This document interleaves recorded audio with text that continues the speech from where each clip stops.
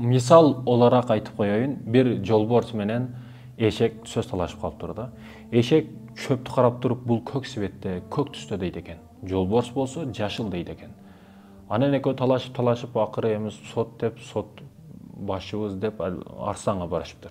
Арстанга барып чөп кандай түстө, мына кара деп туруп эшек корсунуп айтышты баштаптыр.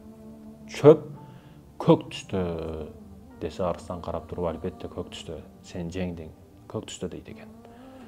Көрдүңбү жолборс, чөптүн бардыгы көк түстө. Эми бул жолборско менин талашкандыгы үчүн бир жаза бериңиз дейт экен.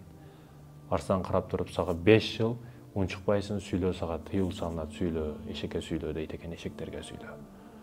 Эшек сүйүнгөн абалда, кубанган абалда, каңгыраган бойдон корсулдап, мен жеңдим бул нерседе деп сүйүнүп кетип калат экен. Анан жолборс карап туруп, урматтуу падышам Арстан, өзүңүз дагы билет элеңиз го, чөп жашыл түстө экендигин десе, албетте билет элем, сен дагы билет элең. Бул чөп маселесинде тема кетпей жатат. Маселе чөптө эмес, чөптүн кандай түстөлүгүндө эмес, болгону сенин акылдуу данышман жолборс болуп туруп, каяктагы бир эшек менен бир чөп маселесин талашкандыгың, бул катуу маселе болчу. Мен ошонун аягынан сага жаза бердим дейт да. Жаза чөп үчүн эмес, сенин каяктагы бир эшек менен сөз талашкандыгыңда дейт да. Каяктагы бир эшектер менен сөз талашып жүрө берсең, биргиликке жетпейсиң. Адамдар арканда иттер, бакырсаларга жооп бере бергениң сайын, сен убактың дагы, өмүрүң дагы жетпейт.